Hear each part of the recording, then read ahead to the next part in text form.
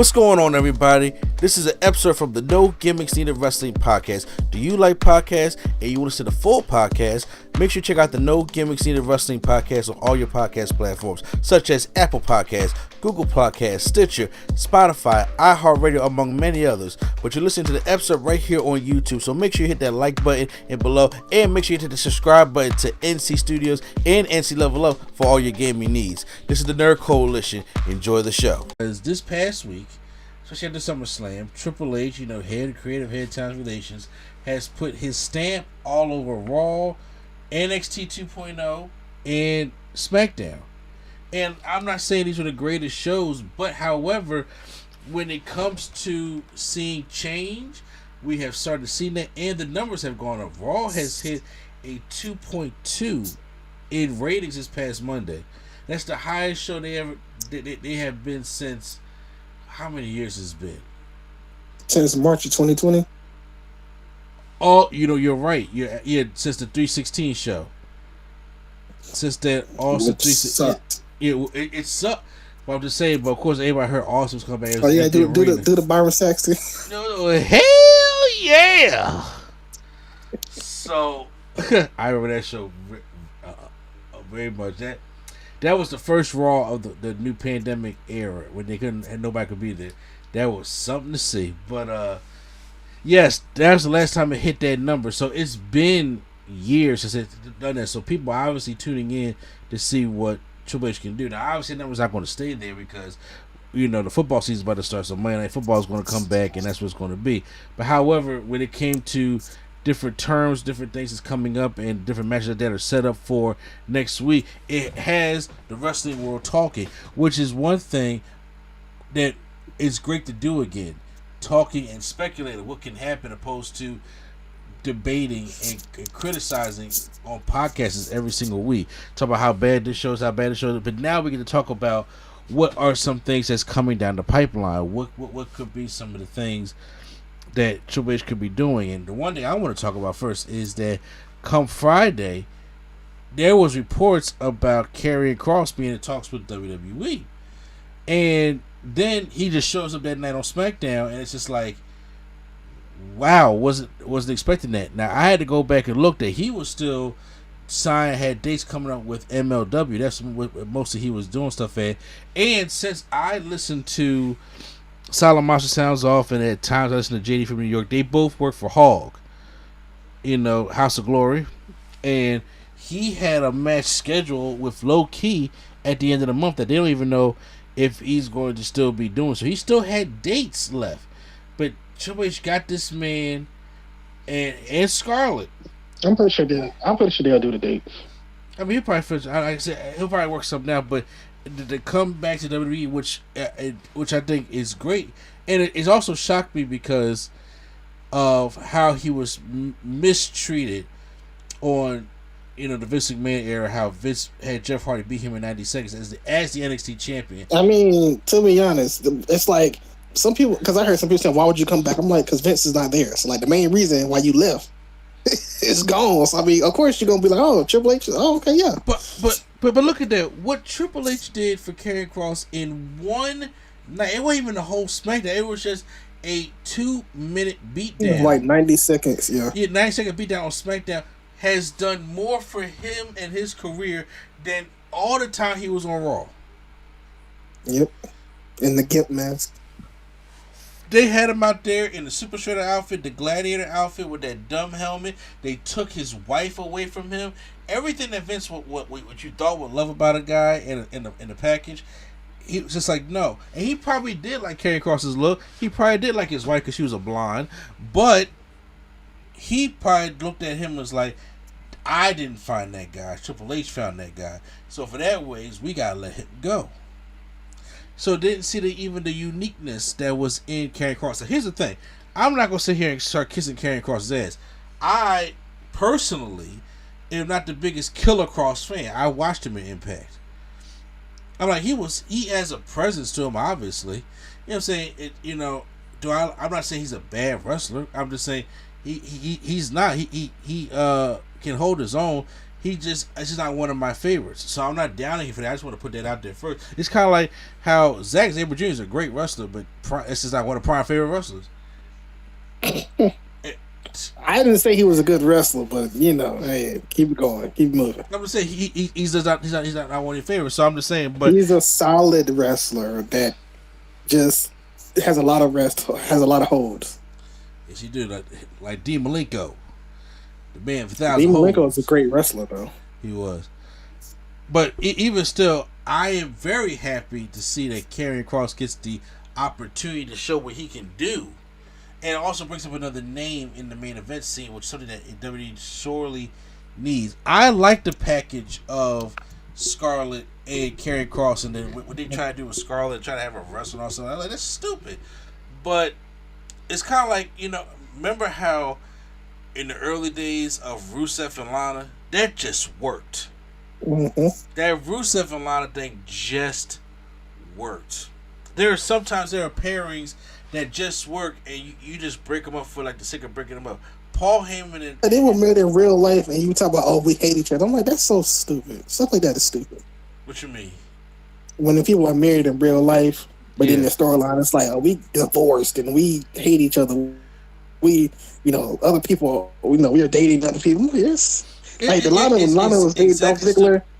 I'm like, all right, that's stupid. Like, it's like Vince wants to sit there and ruin shit for his own entertainment, which to me, I think that's foul, because the whole thing with her kissing Dolph Ziggler at the beginning, like, you just ruined the whole line of character. And I was just like, and now she wanted to wrestle, which was a mistake.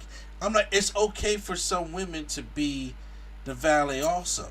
I'm not saying you're not allowed to go out there and try to wrestle, but the early Lana role just worked. Like, there are some pairings in wrestling history that just work great. Miss Elizabeth and Macho Man. Paul Heyman and Brock Lesnar. Those things just work. Even with Weasel. Who? Bobby Heenan. Oh yeah, Bobby Heenan and the Heenan family. There were certain things that just clicked, that just worked, that it should have just stayed that way, and then they go fuck it up just to go fuck it up. And Scarlett and Karrion Kross is one of those acts, just like Lana and Rusev was one of those acts. To the point is, like, if they come, you got to bring the whole package. You got to bring the whole package. So I'm glad that he made sure that Scarlett and Karrion Kross is a complete package thing, and they need to be. You know what I'm saying? And like I said, that's his wife. But one of the things I do want to discuss, so after we see now Smackdown, there are reports he has his foot to the gas pedal, and obviously we are about to see like real business competition, because see, now everything is out in the open. Back in the 90s, when the Monday Night War was first happening, everybody would just show up on screen, and you didn't get like the social media, the tweets, or the news, or the Fightful selection, all that stuff like that. Now, free agents, like saying they were like Jonathan Gresham just left, or he wants out of AEW or the Ring of Honor thing, and I'm just like, you don't think Church want to scoop a guy up like that? Mm-hmm. And not waste no time, because also knowing that this Warner Brothers, this Warner Media, and Discovery merger is happening. There was when I was talking about it, is that this is a real problem for Tony Khan that people may not understand. We don't have to. I'm not interested in talking about that right now. No, I'm not talking about the merger of the apps and all stuff like that. I'm just talking about. No, I'm saying I'm not interested in talking about that, because look, you're not on Twitter like I am, so like I see this every day. Sometimes it just gets annoying. Like somebody can't even talk good about WWE while AEW doing this. So I'm like, all right, come on, people. I mean, no. Can we please? But yeah, no. AEW's doing great, because first of all, if you're a true wrestling fan, you will want to see both succeed. Yeah. Everybody, like, you should. You will. I know you're on there, but you're not on there. But like, it sickens me sometimes to the point where somebody just mentions WWE, and you don't have to mention AEW in every single WWE post. You just don't have to. You don't have to mention WWE in every single AEW post. But yet, every time you go in the comments or somebody quote tweets or whatever, it's like, all All right, people. This is why a lot of people get off of social media. I can see why people don't be on there. Yeah, it can be annoying. I'm not on there as much as you guys are, but it can be definitely annoying. But the one thing about WWE, minus all the stuff that's going on in the background with AEW and all this stuff like that, with the way the product is and how Triple H has, you might as well call this week part 1 of Black and Gold, because everybody that was buried by Vince from the Black and Gold, Triple H took, said, "Are you gonna bury us? Well, I'm gonna bring it back to you." So look at it, all the people Vince wanted to push, he made sure they got, like, Shayna Baszler beat Raquel Rodriguez. And I'm not saying that he's not a Raquel Rodriguez person, because she was in NXT also in the Black and Gold, but Vince got to smile like the Crest commercial.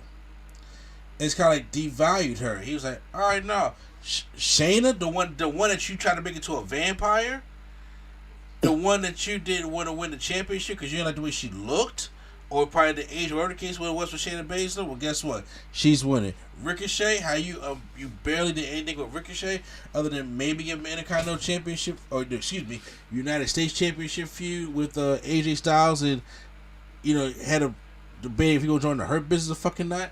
Well, guess what? He beat the guy that you like to push all the damn time, Baron Corbin. I enjoyed that. Or how Ciampa, who you just threw with the Miz. I was saying, it's a lot of the packages that I am looking forward to, because a lot of people on Twitter started to tweet. There's this Twitter page by this guy named I think his name is Donovan Dijakovic. He tweeted, I'm feeling something different. So I was like, oh, I wonder what that means. Oh yeah. Pete Dunne needs to. There's no reason. There's no reason. I agree. Pete Dunne is not Pete Dunne. But once again, they weren't on TV. This, like I said, obviously, like I said, it's going to take time. This is going to be something. Some people are going to take time. If I'm Triple H, I'm like, bro, I'm having like him get hit in the head or something to say he had amnesia or something. Like, I'm trying to get this man on my TV as soon as possible. But obviously, look, like I told you, Triple H is a 225 in the oven guy. He wants to let this thing cook. Mm-hmm. And once again, obviously, you don't want to rush all your stuff in right now. But he is going to have his foot in the gas pedal, which I think, Pete Dunne was one of his guys too. Exactly. Oh, trust me. Shinsuke was one of his guys. There's so many of his guys were like, obviously they got called up. Pete Dunne was the guy that was like there that got called up literally at the end. Yeah, and they did nothing with it. So I know he has something special in mind for Pete Dunne, and at least just get him away from the 1920 Street Fighters. And first of all, change back to make Sheamus a badass again, because Sheamus is one of the most underrated performers that the WWE has. The man can put on good matches. The man has a resume that any wrestler will want, and you got him out there like it's fight night with shit. Like, come on, the fuck out there. I mean, you just put some better personality. Like, you can actually make him in the main event scene, make him credible again. But some of the things now with you seeing Karrion Kross and especially when you see Dakota Kai come back, what are some names that have gone, left the company, or even free agents that you feel as though that he will bring? Because it's not like he's going to be sitting around waiting for somebody else to sign him, because he does know and he can't acknowledge that there's competition out there. The competition, and I'm not talking about Impact, I'm talking about AEW. I had to say it for the sake of competition. New Japan Pro Wrestling. There are things out there for other people to go to, and you want to put the foot in the gas pedal. Like, do not go there, because I'm thinking. And I got this. I actually got this idea while I was listening to Solid Monster, so I didn't want to make sure it seemed like it was my idea. But he came with an idea of saying that Johnny Gargano come back for Monday in Cleveland. It's his hometown. Mm-hmm. And I'm like, what better way to do a DIY reunion? And I know you have a singles guys, but they started as a tag team. But right now, they need tag teams. They desperately need tag teams for the Usos, because the Street Profits is done. nobody cares about Alpha Academy, which should never even been a team in the I keep first hearing place. everybody saying Sammy and KO. I heard a lot about Sammy KO also for them because for the mistreatment of Sammy, KO comes back into help, and they never been I think they could be some entertaining tag team champions. And I mean, like, why not? KO's doing nothing. I mean, the whole Ezekiel thing has gotten old. Real quick, why was Jericho and KO never tag champs when they were in their prime? Weren't they? I thought they beat Enzo and Cass, didn't they? And was that for the champion? Wow. Damn, I don't know that one. The only championship they had together was the WWE, and then the championship. I think they had that at the same time. The WWE and the United States. I gotta look that up because that's a good question. I thought they had those things. Because remember when KO lost? No, it's the Universal. Remember KO lost the Universal Championship, and Jericho still had the United States, and he's just like, you know what? I guess I'm gonna just take your title then. So it's kind of like that. Yeah. Goldberg took my title, so you're next. Even though it should have been for the Universal Championship, but whatever. Yeah. That was a thing. That was an opportunity blown. Yep. So, Jericho should have won that Rumble, but yep. Keep going. Sorry. Me personally, I'm just like I'm looking at people who left. I'm sitting there like now Gargano says with the holdout. I see Gargano and Candice LeRae. Yeah. Is Queen Zelina like fired? Because I haven't seen her. No, she's not fired. Neither is Doudrop or Nikki Ash. She's just back there. Now she was gone for a minute, but she has tweeted that she's gonna come back. So. You want it's almost September, so you know. Yeah. So oh god. Okay. I repeat what you said. Yes, I do understand that. But however, I know he's going to build it back because we're going to talk about the women in the tag teams in a little bit. But I'm thinking like Candice LeRae and Johnny Gargano. I'm actually thinking about like Dexter Lumis. Yeah, I can see that. I must say they let him go. I was like, I think Triple H was a fan of Dexter Lumis's work, and he had a weird stature. I'm just like, why not try Dexter Lumis? Why not bring back Oney Lorcan and Danny Burch? Even though you don't like them, they are a tag team. They are a tag team. I don't have a problem with Oney Lorcan and Danny Burch. I don't. Like I said, I mean they're just very generic. You know what I'm saying? But they yeah. I said, but there's some bruisers. I would definitely bring them back if they're not tired of anything. But also, like Bray Wyatt, I would like to see Bray Wyatt come back into the fold. But however, people I don't miss Strowman. No, I don't miss Strowman. I personally miss the old EC3, but this little weird EC3 now I don't want it back. He's in the control your narrative thing. I'm like, I'm like, no, and he's a little bit too deep into that. So I'm just like, he can stay over there. But I'm thinking like those kind of people, and then also people who probably in free agency, kind of like Jonathan Gresham, if he wants to, or some of the Ring of Honor people. Because some people may look and be like, hey, Vince ain't in charge no more. I can have a better shot in WWE than I would before. Why wouldn't you want that exposure? Yep. And especially when you've been wrestling for a long time, it's like, okay, let me get a WrestleMania under my belt, or let me get a something like why not the Briscoes? I'm thinking like the Ring of Honor talent that's obviously has not really gone anywhere, and obviously you probably gonna have some AEW talent they're kind of just going to go like, why not go over to Papa H and try to see what's going on over there? He's going to have that foot on the gas pedal, and he's not going to let up of it. And he is going to, like I said, we just got the beginning. This man is booking it to a UK show that's going to be having 60,000 people there. And we still don't necessarily know what the full card is, but we're sitting here speculating, like, where does Karrion Kross fit into all this? Is Roman still... I don't think he will have a match. I mean, good. I think it still should just be McIntyre and Roman, when McIntyre gets the win in the UK. Like, he finally gets his big audience win, because he didn't get at WrestleMania because there was nobody there, and then when WrestleMania had the crowd back, Lashley beat him, so it wasn't going to be that. I mean, but I think Drew still can beat Roman and have that pop right there. Feud with Karrion Kross afterwards, like I said, because Roman's a part timer, and right now you do need the champion of both shows. If you want to, I'm not gonna lie. If Drew does win, I can see. Unfortunately, Mr. A-Town Down cashed in that Money in the Bank in front of Drew's home country. I can't, but I don't think because that's a Vince McMahon move. I'm just saying, you got the pop, the crowd's happy, and then you just instantly.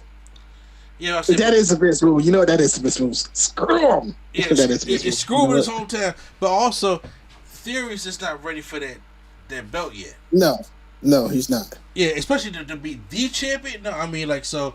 It'd be funny if if McIntyre is down. But then again, we don't know what Triple H. Say what?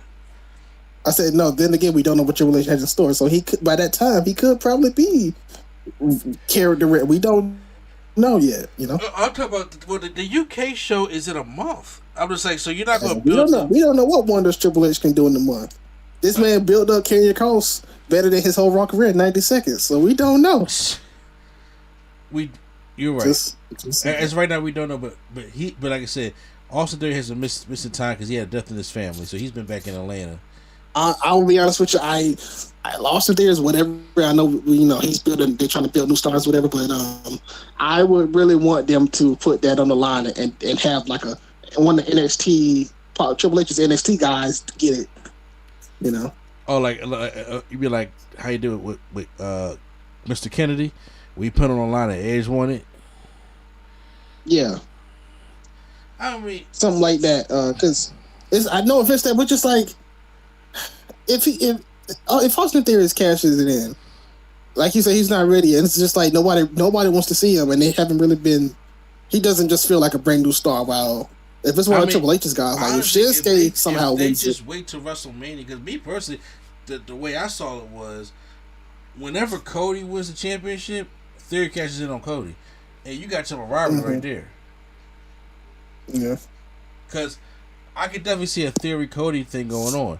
And I'm like, why? And that's how you can have him build up. Once again, it all depends on how you've been booked and how you've been built. So